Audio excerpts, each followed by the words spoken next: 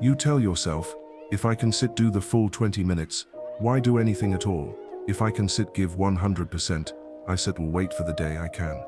That lie, that innocent sounding perfectly logical lie, is how you kill your future without even realizing it. Because discipline isn't built on perfection. Discipline is built on refusing to break the chain, even when life tries to tear it apart.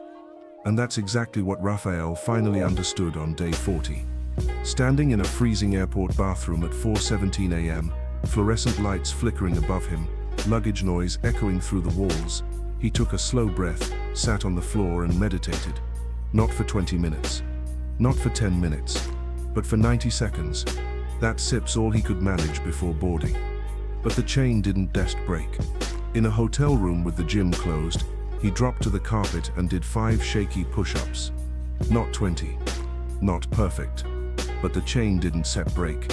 Sick with a fever, sweat soaking his pillow, he whispered the breath count. Barely audible. Barely conscious. But the chain didn't break. And do you know what happened? His brain stopped fighting. Because he taught it the one rule that rewires everything. We don't skip, ever. We adjust, but we don't skip. That was the moment Raphael crossed a line very few people ever cross. The line between discipline and identity. The line between forcing a habit and becoming the kind of person who simply does it. No emotion, no motivation, no pressure, just truth. When you cross that line, something terrifying and beautiful happens. You stop being the person who tries. You become the person who is. By day 60, Raphael wasn't waking up at 5 a.m. His body was. Before his mind. Before resistance. Before excuses. He built something stronger than habit. He built momentum. A kind of momentum that feels like destiny.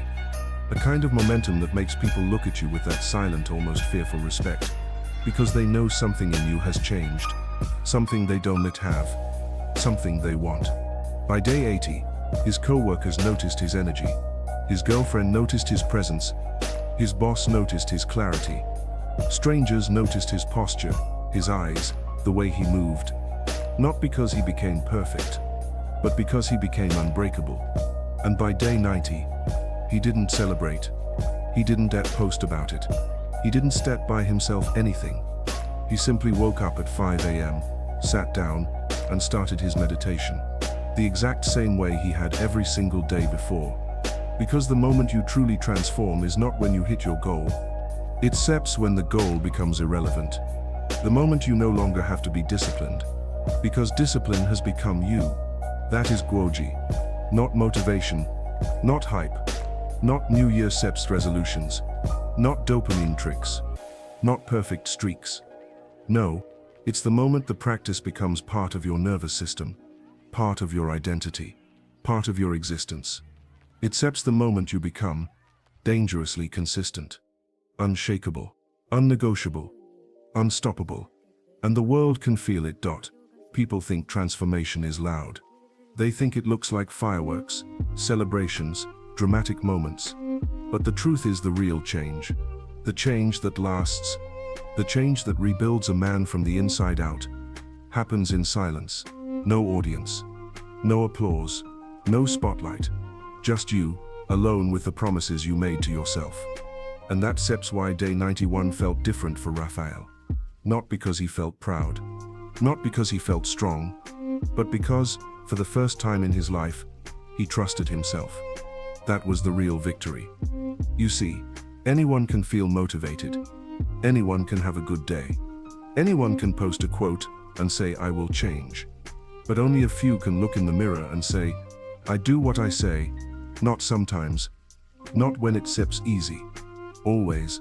And when a man reaches that point, something shifts inside him. His voice becomes calmer. His eyes become sharper. His decisions become cleaner. His emotions stop controlling him. Because his discipline became stronger than his mood. That's why people start treating you differently. Not because you became better than them, but because you became better than the person you used to be. By day 100, people didn't fear Raphael. They respected him. Not the kind of respect that comes from power, but the kind that comes from consistency. Because consistency is rare, and rare things make people pay attention. One co-worker asked him, "How do you stay so disciplined? Don't you ever get tired?" He smiled, a small, quiet, almost sad smile, and said the words only someone who seps been through the darkness understands. "I don't do it because I feel strong. I do it because I remember what it felt like to be weak." That sips the thing about discipline. It sips not about becoming perfect. It's about becoming someone you're not ashamed of. Someone who doesn't break promises. Someone who doesn't disappear when life gets hard. Someone who says I'll try less, and I feel do it more. And that's why Gorgi is dangerous. Because it forces you to meet the version of you hiding beneath all the excuses. The version who doesn't to negotiate. The version who doesn't complain. The version who shows up even when life feels heavy. And once you meet that version of yourself, once you see what you are capable of, you can never go back. By day 120, Raphael wasn't counting days anymore. He wasn't tracking progress. He wasn't trying to build discipline. He had already become the man who lives by one simple, unbreakable rule. No matter what happens, I don't abandon myself. And that is how he became the kind of person people look at with fear, respect, or confusion. Because they know, he doesn't quit. He doesn't break. He doesn't need motivation. He is a storm moving forward in a straight line. He became the person he once prayed to become. Not through luck, not through talent, but through the promise he made on day one. Even if all I can do is 1 minute, I will show up. Because that is Gorgi. Not perfection, not performance, just unstoppable, quiet, relentless presence. And that's the thing no one tells you. When you keep showing up, something strange happens. Life stops fighting you. The resistance gets quieter. The excuses lose their power. The fear that once controlled you becomes something you walk through like smoke. Because once you prove to yourself that you won't abandon your own path, the world starts rearranging. Opportunities appear. People respect you differently. Your mind listens to you. Your body obeys you. Your doubts stop screaming. Your past stops holding you. And for the first time in a long time, you feel free. That's what happened by day 150. Raphael was no longer chasing discipline. He was living inside it. He didn't think, "I need to meditate." His body simply moved. He didn't think, "I should train today." He was already tying his shoes. He didn't wonder if he had the energy. Because the man who waits for energy is the man who never starts. As the saying goes, the amateur waits for inspiration. The professional starts. But something even deeper happened. As he kept going, as he kept grinding through the days no one saw, as he kept stacking those quiet victories, he started to notice people around him breaking. People with more talent than him quitting. People with more comfort than him complaining. People with more freedom than him wasting it. And he realized something powerful. Most people aren't lost because they weak. They're lost because they never stayed long enough to see who they could become. That hit him hard. Because he remembered when he used to be that person. The person who gave up too early. The person who wanted results without the silent work. The person who wished for change but never stayed long enough to earn it. But not anymore. By day 180, he didn't see himself as a man who built discipline. He saw himself as a man who survived his old self. And that is the real transformation. Not the habits. Not the rituals. Not the routines. The transformation is when you stop being at war with yourself. When your mind and your identity finally agree on one thing. This is who I am now. And people could feel that energy. They didn't know the details. They didn't know the struggle. They didn't know the nights he wanted to quit, or the mornings he felt empty. All they saw was the result. A man who moved with purpose. A man who didn't hesitate. A man who didn't need motivation.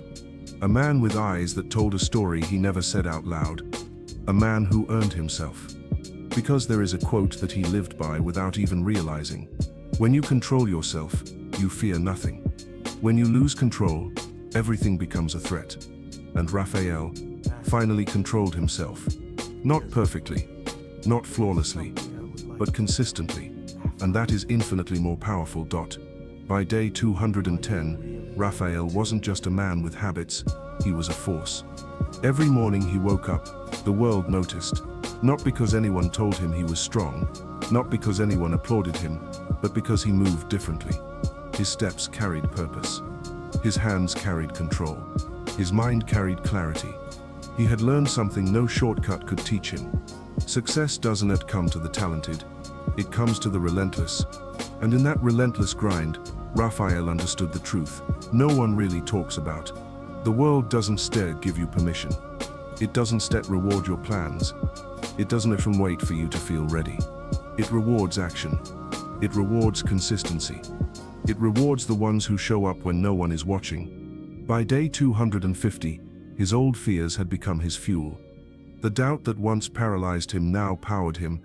The criticism that once hurt him now sharpened him. He wasn't untouchable, but he was unstoppable. And finally Raphael realized, the boy who once ran from life, the boy who once hid from his own potential, was gone. In his place stood a man who could look the world in the eye and say, I am ready, I am enough, and nothing can stop me. And that is the real lesson. Discipline isn't set a routine. Discipline isn't set waking up early. Discipline is who you become when no one is looking. It sips the quiet victories, the invisible sacrifices, the repeated steps taken long after motivation has left. The man who survives himself becomes a force no one can ignore. So when the world doubts you, when fear whispers, when excuses scream, remember Raphael. Not because he had talent, not because he had luck, not because someone guided him, but because he chose himself every single day. And that choice is all it takes to become unbreakable, because the boy the world broke becomes the man the world fears.